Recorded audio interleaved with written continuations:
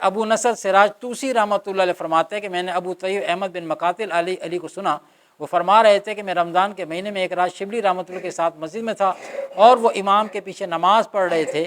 امام نے سورہ بنی اسرائیل کی آیت پڑھی جس کا ترجمہ ہے، اگر ہم چاہتے تو جو قرآن ہم نے تم پر بطور وحی نازل کیا ہے اسے واپس لے لیتے اور تمہیں ہمارے خلاف اس بارے میں کوئی مددگار نہ ملتا۔ اللہ تعالیٰ چاہتا تو واپس جا سکتا تھا، اور اس کے واپس لینے میں کس کی مجال تھی جو وہ پھر اس سے واپس لے لیتا؟ تو یہ بھی اللہ نے فرمایا یہ تو یہ کہ قرآن آیا اور ٹھہر گیا، اللہ نے اپنی ضمانت پہ یہاں چھوڑ دیا، اپنی ضمانت پہ یہاں اس کو قیامت تک کے لیے چھوڑ دیا۔ تو رحمت ہے نا اللہ تعالیٰ کی کہ ہم قیامت تک تو نہیں، کیونکہ قیامت سے پہلے قرآن رخصت ہو جائے گا۔ قیامت کی نشانیوں میں سے ایک، اور یہ کبرا نشانیوں میں سے، بڑی نشانیوں میں سے، کہ قرآن کے صرف صفحے رہ جائیں گے اور عربی غائب ہوگی اس میں سے۔ قرآن اٹھا لیا سے مراد یہ نہیں کہ سارے قرآن ہی اٹھا لیے جائے، کتابی صورت میں اٹھ جائیں گے، قرآن آپ کو نظر نہیں۔ قرآن کی عربی جب آپ کھولیں گے تو وہاں صفحہ نہیں ہوگا، اور صفحہ تو ہوگا پر اس پہ عبارت نہیں ہوگی۔ اور بعض علماء نے اس سے مطلب لیا کہ عربی تو لکھی ہوگی، اب محض وہ صرف الفاظ ہوں گے، اب وہ محض صرف الفاظ ہوں گے، اس میں سے اثر اٹھا لیا جائے گا۔ یہ قیامت کی بڑی نشانیوں میں سے۔ اگر ابھی ہم دیکھیں تو ہم تو خود قیامت کی بڑی نشانی بنے ہوئے ہیں۔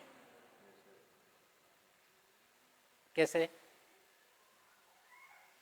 وہ ایسے کہ اس وقت قرآن کریم میں اثر نہیں ہوگا، یہی ہے نا، قرآن کریم تو ہوگا، اثر اٹھا لیا جائے گا الفاظوں میں سے، پھر آپ پڑھتے رہیں بھلی، کچھ نہیں ہوگا۔ یعنی پھر کسی کو قرآن کے ذریعے ہدایت نہیں ملنے والی، کیونکہ وہ کلام الہی کا اثر ختم ہو چکا ہوگا، اللہ اٹھا لے گا۔ ابھی قرآن کے اندر اثر موجود ہے، ہم اثر لینے کو تیار نہیں۔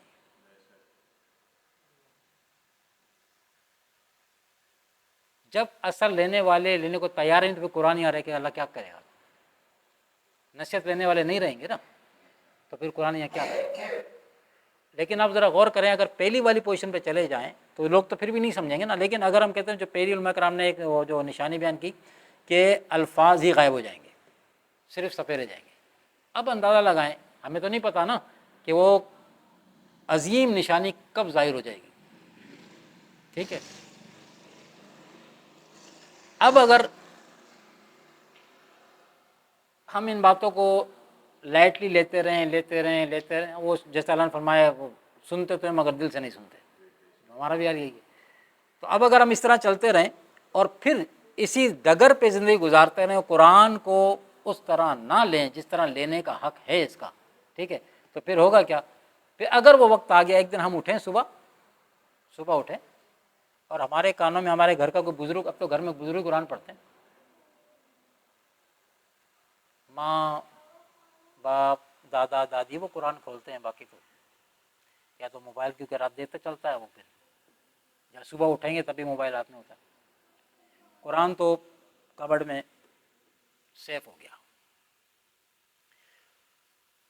تو آواز آئے کہ وہ دادا یا دادی یا نانا نانی یا کوئی والدین میں سے قرآن پڑھنے والے نے قرآن اٹھایا اور وہ اٹھا کے اس نے قرآن کھولا، اس کی چیخ نکل جائے کہ قرآن کے الفاظ کہاں گئے؟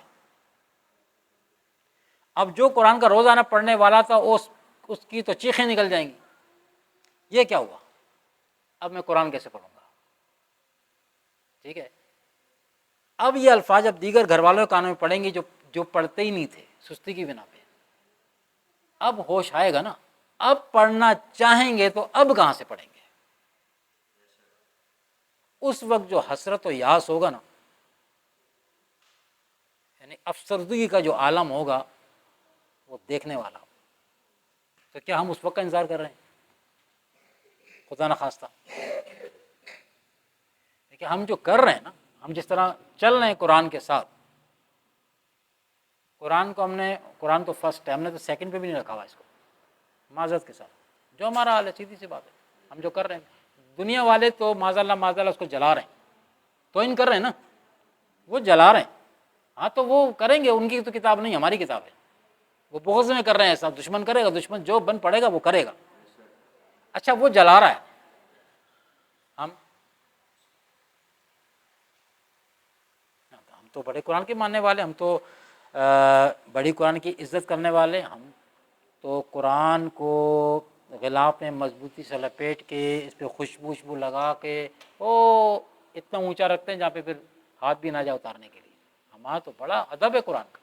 ہم تھوڑی جلانے والوں، وہ جلانے والے وہ ہیں. وہ جلانے والا غیر مسلم تھا، اس سے تو حجت ہی نہیں. ہم کیا کر رہے ہیں؟ قرآن کہاں 21 حدیث میں لکھا، قرآن کی کس آیت میں لکھا ہے کہ اسے خوشبو لگا کے جزدان میں بند کر کے رکھ دیا جائے؟ کہاں لکھا؟ حکم تو یہ کہ روزانہ کی بنیاد پہ اس کی تلاوت کی جائے. فرمایا چاہے تھوڑا پڑھو، چاہے تھوڑا پڑھو، لیکن پڑھو. کیونکہ صبح کے وقت اللہ تبارک و تعالیٰ کی طرف سے فرشتے نازل ہوتے ہیں. سبحان اللہ. سب کے گھروں میں آتے ہیں، جسے آپ رحمت کے فرشتے کہتے ہیں. اور جب وہ رحمت کے فرشتے آئیں اور ان کا استقبال رب کے کلام کے ساتھ ہو تو رب کا کلام ان کی غذا ہے. اور کہ کون ایسا شخص ہوگا جو یہ نہیں چاہے گا کہ رحمت کے فرشتے بار بار اس کے گھر میں آئیں، یہ ان کی میزبانی قرآن سے کرے. اچھا وہ رحمت کے فرشتے، اللہ کی رحمت صبح کے جو ٹائم آتے ہیں نا، وہ رحمت والے فرشتے کیا لے کے آتے ہیں جی؟ ہاں، رزق تو طے ہو چکا، رزق تو پیدا ہونے سے پہلے سب کا طے ہو گیا. ٹھیک ہے. اب جو صبح آتے ہیں نا تو ہمارے مال و متاع میں برکت لے کر آتے ہیں. سبحان اللہ. مال زیادہ ہے کہ تھوڑا، وہ برکت دینے کے لیے آتے ہیں صبح کے ٹائم. تو اگر ان کا استقبال اس انداز میں ہو، ان کا پروٹوکول اس انداز میں ہو جو ان کی شان ہے، تو پھر وہ برکت. کوئی نماز میں کھڑا ہو گھر میں قرآن پڑھ رہا ہے، کوئی قرآن کھول کے قرآن پڑھ رہا ہے. ٹھیک، کسی بھی صورت میں قرآن کی صبح تلاوت گھر میں ہونی. مسجدوں میں تو ہوتی ہے، مسجدوں میں تو نمازیں ہو رہی ہیں تو تلاوت قرآن پاک چل رہی ہے. ٹھیک ہے نا.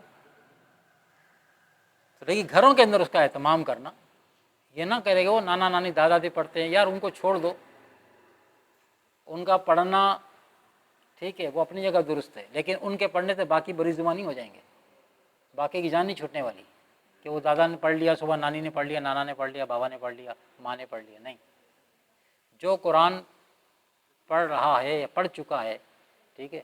اور بچے آپ بھی سن لو نا، آپ لوگ تو ماشاء اللہ پڑھ رہے ہیں نا. صبح کا اسکول جانے سے پہلے بھلے تم 10 منٹ پڑھو، اپنا سبق دہرایا کرو. جو آپ نے مدرسے میں آ کے سنانا نا، صبح آپ اپنا سبق دہرا کے جاؤ. ٹھیک ہے. صبح جو آپ سبق دہراؤ گے نا، آپ کو وہ آپ کو اچھی طرح یاد ہوگا.